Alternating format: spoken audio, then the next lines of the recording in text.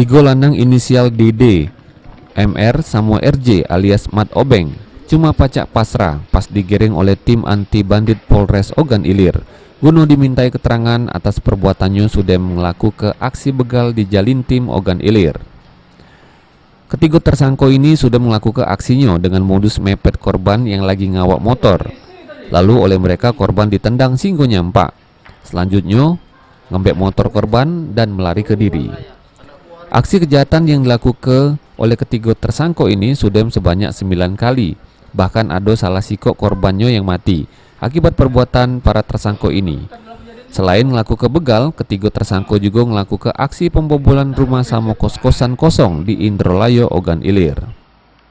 Yang mana mereka 3 orang ini komplotan, spesialis kos-kosan mahasiswa, kemudian spesialis curas di jalanan ya, atau yang biasa masyarakat sebut dengan begal jalanan.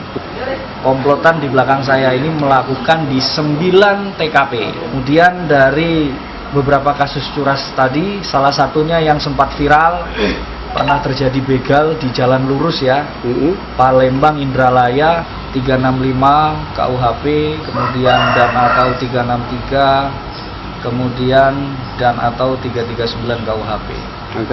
Ancaman hukuman penjara pidana paling lama 20 tahun.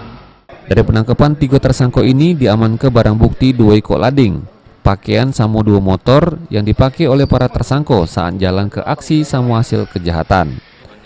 Ini oleh polisi ketiga tersangka dijeblos ke juru tahanan Polres Ogan Ilir buat mempertanggungjawab ke perbuatannya. Ahmad Romawi, PAL TV.